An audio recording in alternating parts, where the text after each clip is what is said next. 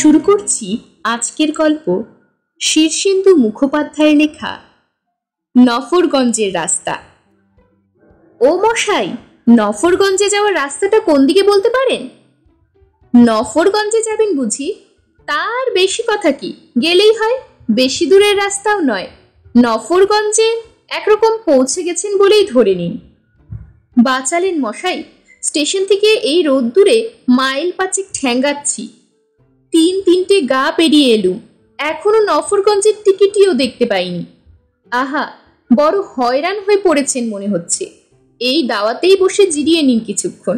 বেলা মোটে 12টা বাজে, চিন্তা নেই।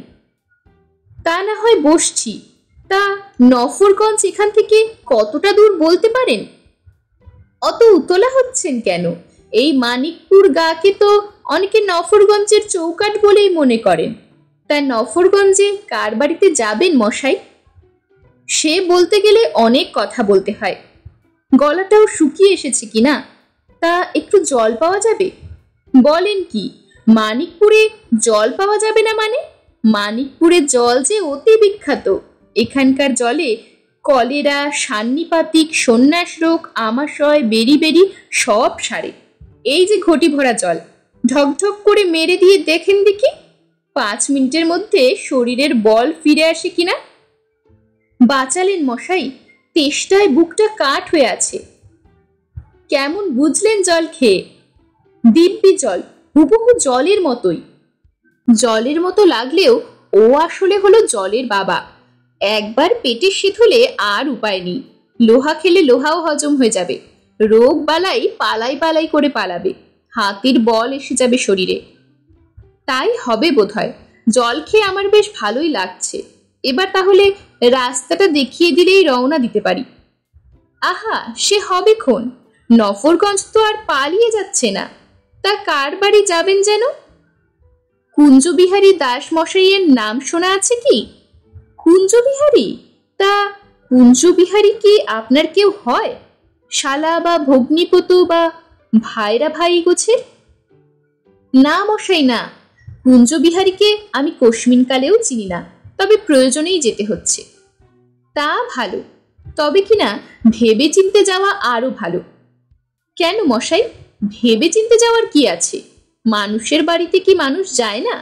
তার উপর মাথায় একটা দায়িত্ব নিয়েই যেতে হচ্ছে। সেটা বুঝতে পারছি। প্রাণের দায় না হলে কি কেউ সাত করে নফরগঞ্জের কুঞ্জবিহারীর ডেরায় গিয়ে সেধবার সাহস করে? আপনি কি বলতে চাইছেন যে কুঞ্জবিহারী খুব একটা সুবিধের লোক নন? সে কথা আবার কখন বললুম? না মশাই, আমি বড্ড পেট পাতলা মানুষ, মনের ভাব চেপে রাখতে পারিনি। কি বলতে কি বলে ফেলেছি ওসব ধরবেন না। বলেই যখন ফেলেছেন তখন ঝেড়ে কেশে ফেললেই তো হয়, অস্বস্তি কমে যাবে। আসলে কি জানেন, কুঞ্জবিহারী বোধহয় খুবই ভালো লোক, তবে নিন্দুকেরা নানা কথা রটায় আর কি। মশাই, আপনি চেপে যাচ্ছেন। আপনাকে বলতে বাধা নেই যে আমার ভাইজির সঙ্গে কুঞ্জবিহারীর ছেলে বিপ্লব বিহারীর বিয়ের সম্বন্ধ পাকা করতেই আসা। বিপ্লব বিহারী? ওরে বাবা! অমন আটকে উঠলেন কেন মশাই? বিপ্লব বিহারী কি ভালো ছেলে নয়? শুনেছি সে ভালো লেখাপড়া জানে, MSc পাশ করে আরো কিসব পড়াশোনা করছে, চাকরিও করে ভালো। তা হবে, কত কিছুই তো শোনা যায়। না, বড্ড মুশকিলে ফেলে দিলেন মশাই। ভাবগতিক তো মোটেই ভালো বুঝছি না। দাদাকে বারবার বললুম ফুলির বিয়ের সম্বন্ধ অত দূরে করো না, কিন্তু দাদা কি আর শোনার পাত্র? বেশ ফ্যাসাদেই পড়া গেল দেখছি।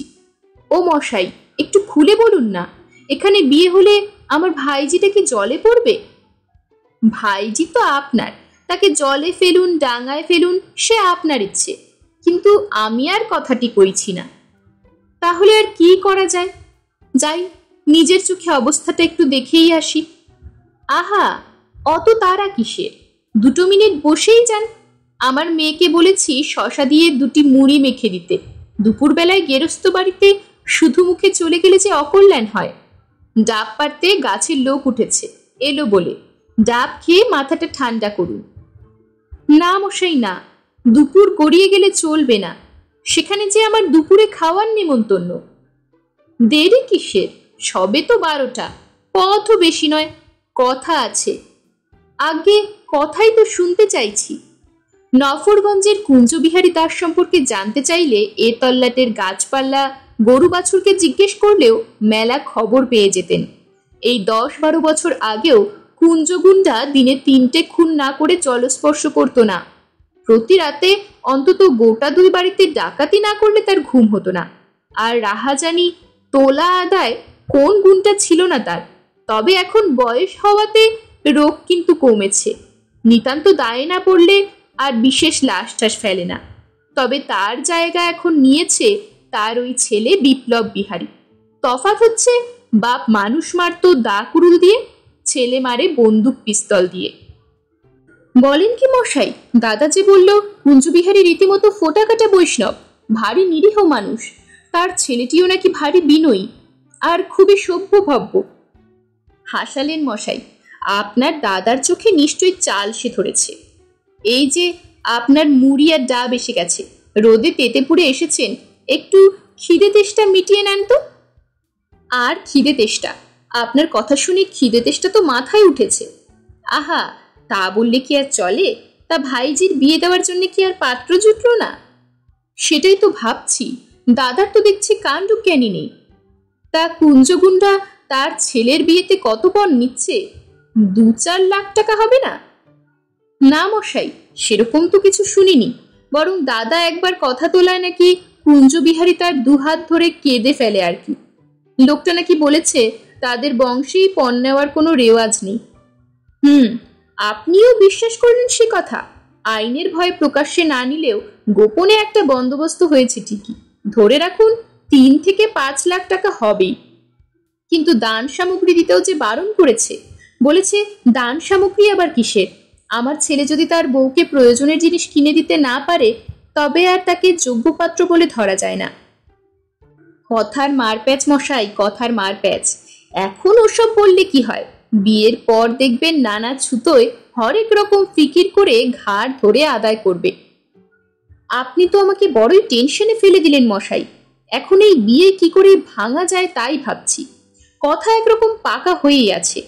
আজ দিন ঠিক করে যাওয়ার কথা আমার। পুরুত মশাই অপেক্ষা করছেন। বড় মুশকিলেই পড়া গেল দেখছি। বিয়ে ভেঙে দেওয়াই ঠিক করে ফেললেন বুঝি? তাছাড়া আর উপায় কি বলুন? আহা, শুনে বড় স্বস্তি পাচ্ছি। মেয়েটা বেঁচে গেল। তাহলে বরং আজ আর নফরগঞ্জে যাওয়ার দরকার নেই। বাড়ির পিছনে টলটলে পুকুরের জলে স্নান করে নিন। তেল, গামছা, সাবান সব আসছে ভেতর বাড়ি থেকে। তারপর দুপুরে 2টি ডাল ভাত খেয়ে একটু জিরিয়ে নিয়ে বাড়ি মুখো রওনা হবে ক্ষণ।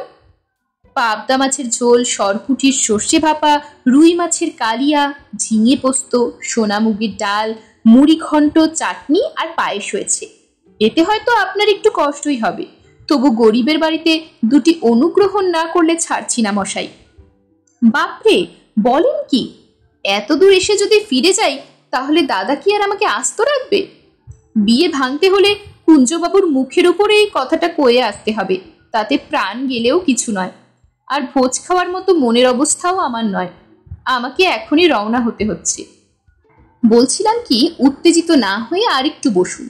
বিয়েটা একেবারে ভেঙে দেওয়ার আগে একটু অগ্রপশ্চাৎ ভাবাও তো দরকার। হুট করে বিয়ে ভেঙে দেওয়াটাও ঠিক হবে না। বলেন কি মশাই, এরপরও এই বিয়ে কেউ দেয়? সেটা অবশ্যই ঠিক। তবে কিনা কুঞ্জবিহারী বা বিপ্লব বিহারীর বদনাম থাকলেও তাদের সংসারে কিন্তু অশান্তি নেই। কুঞ্জগুন্ডার বউ কুসুম তো ভারী লক্ষ্মীমন্ত মহিলা।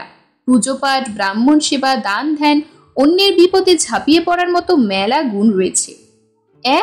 এ যে বাঘের ঘরে ঘোগ। যে আগে বিয়ে হলে আপনার ভাইজি দুঃখে থাকবে না, কারণ বিপ্লব বিহারী বাইরে যেমনই হোক, আসলে ছেলে তেমন খারাপ নয়। সন্ধ্যা হলেও সে ফিজিক্সে MSc ফার্স্ট ক্লাস পেয়েছিল, তার উপর MBA। স্বভাবও ভারী ভালো, ভারী বিনয়ী, ভারী ভদ্রলোক। এ যে উল্টো গাইছেন মশাই। আহা, যার যা গুণ তা তো বলতেই হবে। আর কুঞ্জবিহারীও সন্ডা গুণটা বটে, কিন্তু বৈষ্ণব বটে। রোজ গেরিমাটি দিয়ে রসকলি কাটে, ভিখিরিদের খাওয়ায়, জীব সেবা করে। গুণ কিছু কম নেই। এ তো ফের উল্টো চাপ মশাই। উল্টো চাপ নয় মশাই, মানুষের দোষের কথা শুধু বললেই তো হবে না, তার গুণের দিকটাও তো দেখা দরকার। কুঞ্জগুণটার আরো গুণ আছে নাকি? তা নেই, জীবনে কখনো 1 পয়সা কাউকে ঠকায়নি, একটি কালো টাকাও তার তহবিলে নেই। গরিব দুঃখীদের জন্য প্রাণ দিয়ে করেন, গায়ে 4খানা পুকুর কাটিয়েছেন, অনাথ আশ্রম খুলেছেন, স্বর্গত বাপের নামে অন্নসত্র দিয়েছেন, 2টো স্কুল তার পয়সায় চলে, দান ধ্যানের লেখাজোখা নেই মশাই। তাহলে যে বলছিলেন লোক খুব খারাপ, খুনটুন করেন, আগে তাও করে থাকতে পারেন, তবে কিনা খুনগুলো প্রমাণ হয়নি, অন্তত পুলিশের কাছে কোথাও রেকর্ড নেই। কেউ কেউ বলে আর কি। না মশাই, আমার মাথা ঘুরছে, এবার রওনা না হলেই নয়। আহা, ব্যস্ত হবেন না, কষ্ট করে যাওয়ার দরকার নেই, স্বয়ং কুঞ্জবিহারী এসে ভেতর বাড়িতে বসে আছেন। এসব কি বলছেন? কুঞ্জবিহারী এখানে এসে বসে আছেন, এর মানে কি? আগে ব্যাপারটা একটু গোলমেলে। কিরকম? এ গায়ের নাম মানিকপুর নয়। তাহলে?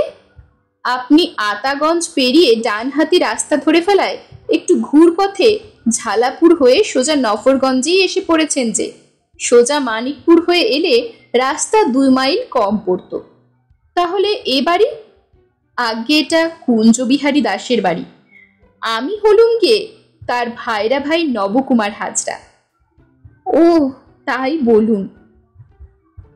এরকমই আরো সব গল্প পেতে চ্যানেলটিকে সাবস্ক্রাইব করে দেবেন, আর গল্পটি যদি ভালো লেগে থাকে তাহলে লাইক, শেয়ার আর কমেন্ট করে দেবেন।